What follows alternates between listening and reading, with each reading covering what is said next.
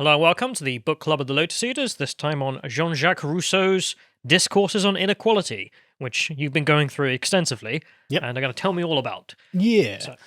So this is part of a larger work I'm doing. I'll probably end up doing like a deep think article on this, on this subject eventually. But this is just one of those things that I think is interesting. So for anyone who doesn't know, Jean-Jacques Rousseau was an infamous Genevan philosopher who heavily inspired the events of the French Revolution. He was a native French speaker with his philosophical works, most notably the Discourse on Inequality and, of course, the Social Contract. Discourse was published in 1755 and the Social Contract in 1762. And he presages the Social Contract in this, although that's not what this is about, although he's most famous for the Social Contract. But people used to, stand on the streets of Paris reading out portions of his work to the mob and stuff like this. Because what he was doing is engaging in a sort of 200-year-long conversation that Europe was having with itself about the rational justification of their civilizations. And how did all this come to be? Why should all this be? This was, of course, the Enlightenment, where everything had to be justified through the prism of reason. And so it turned out you can't really justify a traditional arrangement such as the feudal ranks and hierarchies that had been inherited from the past through the lens of reason, and so that's why the aristocracy had to get their heads chopped off. I always wondered this. Surely, because they're all still Christians, they all believe in God. Yep. Why was the reasoning of the divine right of kings not accepted? Because you had people like Sir Robert Filmer who would argue, well, if it comes essentially through patriarchal power, going all the way back to Adam, then you had John Locke, his first treatise of government is just him going, this is nonsense. This means that Adam's the king of the universe. How does that make sense? Like, at what point can you say that this is, no one's a lawful king then at this point, and things like this. And so he ends up undermining it, basically. And then, in fact, Rousseau is a sequel to Locke in many ways. Locke considered himself the under-labourer of what was to come, because the thing that I think should remember is that these people were entering into a new paradigm with a lot of baggage from the old paradigm. And Locke is kind of a bridge between people like Hobbes and people like Rousseau. Locke has a foot in both camps when it comes to this, rejecting the ridiculous conclusions, but still accepting the premises. And Rousseau is essentially moving from Locke and saying, well, look, actually, a lot of the things you're assuming are things that wouldn't be true if the assumptions we're starting with are real and we're going to commit to them. And so Locke has cleared away much of the undergrowth, and Rousseau is now going to fully build the Enlightenment construction of what civilization should be from a rational perspective. And you'll see by the end of this why the French revolutionaries were like, right, okay, we're beginning at year zero. We're going to geometrically parcel out the country and have districts and all this sort of stuff and start absolutely, the metric system, absolutely everything is just going to be constructed purely through reason, and why this is a bad idea. But anyway, so Rousseau was a bit of a nomad during his life because his works were radical, truly radical in the most fundamental sense of the word. I mean, when he first wrote the Social Contract, he presented it to the city fathers of Geneva, and they burned it, called him a heretic, and he had to flee to England. But I mean, when John Locke wrote I think it was the second treatise, he basically got persecuted and had to flee to the Netherlands. And he returned during the Glorious Revolution. So this is not unusual that this happens. But anyway, so it begins with a really servile dedication to the city fathers of the magnificent, most honoured and sovereign lords of the Republic of Geneva. It's gross and grovelling, but he explains that, so I think the ideal state would be Geneva. It's like, really? It just look exactly what you're familiar with. That's weird, isn't it? Convenient. Yeah, but I mean, who wouldn't say that? The thing I'm most used to would be nice, and I like that. So yeah, something to that. But anyway, he specifies in it, though, in the introduction, dedication, that he thinks that the love of one's country should be grounded in the love of the citizens and not the soil. And already here we have a natural disconnect. And he talks about this in, I think it's the Social Contract as well, that if you go back into ancient history, you get like Alexander was king of the Macedonians, Cyrus was king of the Persians, not the king of Persia. And what the European monarchs had done, which he thought was quite clever, is call themselves the king of France. And so it's a territorial mass and the people in it. The King of England, territorial mass and the people in it. And he thinks that people should essentially be divorced from the place in which they live, which is the first link in the evil chain of Rousseau's thoughts. But I think it's important to begin this by pointing out that Rousseau is a brilliant writer, a brilliant thinker. He is insightful, incisive, and writes in a poetic and beautiful manner. It is very persuasive to read Rousseau, which is why Rousseau has done so much damage to our civilizations.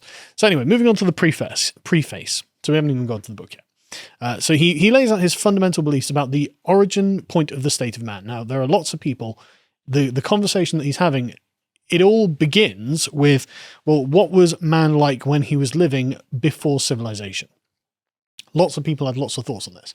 Of course, you're going to be familiar with Thomas Hobbes saying, well, look, man in a state of nature, which means wandering around on his own in the woods, his life is going to have been nasty, brutish, and short, and he would have been desperate and hungry and violent, which is probably true if man ever actually lived in the state of nature. John Locke was like, no, man's a philosophical creature, and he loves his fellow man, and he would be cooperative and kind. And Rousseau comes along and goes, no. And Rousseau is probably the most accurate when it comes to assuming what man's default state of nature in this thought experiment would have been, is he would have been totally indifferent to his fellow man. He's just running around in the woods. It's just like, honestly, a lot of it sounds like a World of Warcraft player, just wandering around in this world, doing stuff, because Rousseau has a bizarrely idealistic view. I mean, Hobbes, if this had been the case, Hobbes is obviously correct. It'd be like Gollum, right? Just running around. Hang on, though, because are they arguing what man was like before civilization, meaning the tribes and cavemen and nomads? Before then. They're saying right to the roots of the first human. Yeah, they think that mankind initially, although there are some of the Enlightenment philosophers who believe that this was really true, and others, like Rousseau, in fact, says, well, this is probably a thought experiment, probably didn't really happen. That's what I'm thinking. But we're going to carry on as if it did, right? Right, because all of those seem to be misled from at least what the archaeological evidence is for tribes and whatnot. David Hume got this right. Before Rousseau, he was just like, this didn't happen. Man was never just on his own wandering around the woods. He's always been making stuff up. He has always been a social creature. This is a faulty assumption, and all of the Enlightenment is based on it. Well, that's bad. Yes. This means that literally all of it is trying to craft a state of nature that never existed and return to freedoms that we never had. And when we go into the social contract, this will become explicit as well. A lot of them, like John Locke, aren't actually trying to do that. Although Locke, again, doesn't see the end goal of where, the end consequence of where it is he's beginning. He's just on a particular train of thought, and he's doing his part to get to that end. And Rousseau is that end. And this is something we should be aware of. But anyway, so he's like, look, the problem that everyone's having, identifying what man was like in the state of nature, is that you don't really understand the framing that you're approaching this with. And we don't know ourselves. And this means that what he's trying to do is figure out what the essential principles would have been of essentially Adam and Eve in the Garden of Eden, which is basically how he's framing this. Like the individual man in the state of nature. This is the original creation of man by God, in his view, right? And so what these are divine principles they are trying to establish, as in what has God laid out for man? Because everything that man has done since that is the artifice of man, not the essential divine principle of God. And this kind of makes our ascent into civilization something akin to blasphemy. It's his view, not mine. I know, it's already silly, though. Yes, I know. Like, it's divorced from reality, and this is something I really hate whenever we talk about philosophers. This is why you should read David Hume, really. David Hume's got no time for any of this. He's just like, bull. What actually happens, and then what can we extract from that? Yeah. So Rousseau sets out about a thought experiment, attempting to separate man from the trappings of civilization and the developments of civilization from what is innate to him. And he accepts that this is probably not true. He literally says this is a thought experiment that makes assumptions that are probably not true about circumstance that probably didn't exist. It's like, okay, but why? Then go to the next chapter. Yeah, exactly. No, it doesn't stop him from extrapolating inaccurately about the original state of man in his natural form. But the point is, the reason to do this is because philosophers in his time, the conversation they're having, they're talking about natural rights. And so he's like, okay, well, if we're going to talk about natural rights, we have to understand what man would have actually been like in the state of nature that God dumped him in. And what? To understand natural rights, we must go to a thing that I have already said probably isn't true. Yes. And is not ever have happened or going to happen. Yes. To then find out what are natural... And then I'll figure out a social contract so we can reconstruct it.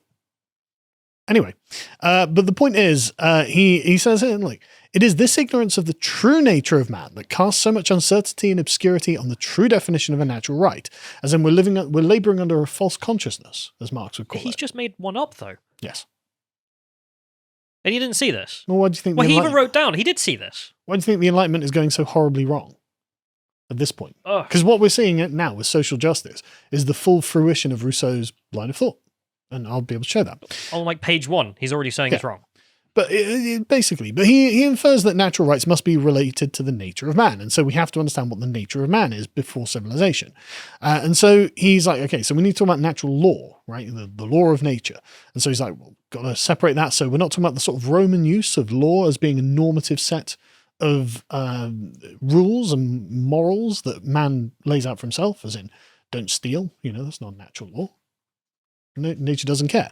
So a natural law is literally anything that a man can do in the state of nature. So if someone else has got some property and you can take it, that's part of the natural law. If you can murder that guy over there, that's natural law. This is a description of what is, not what should be, I presume. Yes, precisely. And he says, until we have a proper understanding of man in the state of nature, we can't understand the principles of natural law laid down for him by God. Again, this is all God has made you as you are, put you in this circumstance in the woods, and so you have to, that's God's law, that's natural law, that's everything else is humans making things up. And it's like, well, I mean, from the logic that he's established and the premises that he's established, he's not wrong, but of course he's already admitted that this probably wasn't the case, and we know that this wasn't the case through archaeology now. So this is all a big thought experiment that's got out of hand. But for us to obey the natural law, we have to hear it through the voice of nature. And so he lays out what he perceives to be two principles of nature that are prior to reason. So we don't have to... John Locke wanted to assign an axiom to each man. So Thomas Hobbes was like, look, people are just going to have been evil in the state of nature. And Locke's like, no, some people are good, because some people follow a reciprocal law of nature, or law of reason, that meant that it basically drawing from Christian theologians saying, well, look, man would have just been good to each other because it'd be nice to be good to each other. So maybe some would, but then that still leaves a bunch that don't commit to this sort of rational paradigm. And so Locke has to accept that there are good and bad people in the state of nature, which is a damn sight better than Rousseau, because Rousseau's like, no, they're all good. Whereas Thomas Hobbes is like, no, they're all bad. Rousseau's like, yeah, there's some good, some bad. It's like, yeah. And David Hume's like, this isn't real. Yeah, it's stupid. It's really stupid. Oh, so when are they even assuming? But it's also... What material conditions are they assuming? Because as things get worse and worse... we won't get into that. People get worse and worse. You'd think that, wouldn't you? Well, I suppose he didn't have the Holocaust behind him, but... So the two principles of nature that are prior to reason, in Rousseau's view, and these are the fundamental natural principles. The first is that we are passionately interested in our well-being and self-preservation. Probably true. The second is a natural repugnance to seeing any sentient creature, especially our fellow man, suffer or die. There are lots of people who don't feel that. No. At all. I've seen too many videos of African warlords to think that that's natural. I believe that's something that's habituated into us by society, which is why Thomas Hobbes is right about the nature of man.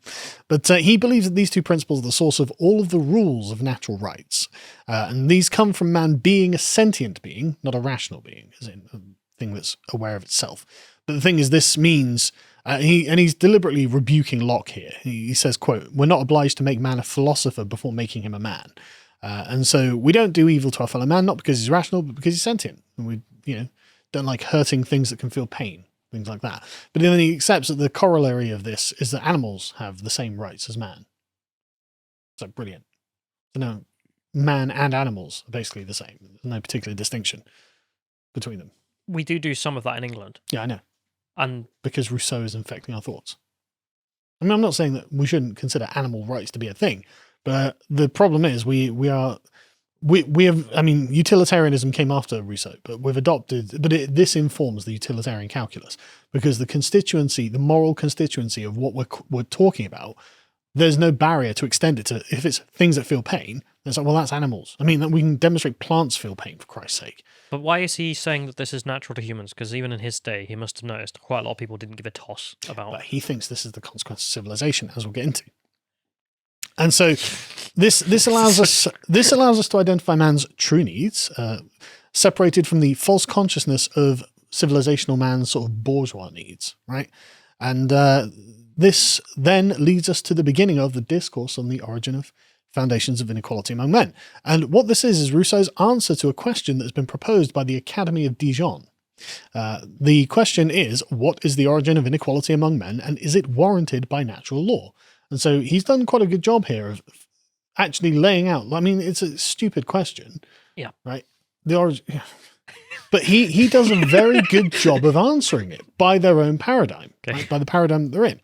And so, natural law is anything that we can do. And inequality, therefore, which is very, to sum it up in a layman's terms, you'd be like, well, it's because we're different. That would be the origin of inequality. But Rousseau has a different worldview because he comes from a different time and place. Again, if you existed within feudal hierarchies, which are understood to be given by God and immutable, and something you are born into forever, then you would probably find that frustrating too. And you would want to find a way of saying, well, look, these aren't natural or inevitable. They're a human artifice. And so I don't think we should begrudge him this necessarily. But anyway. To watch the full video, please become a premium member at lotuseaters.com.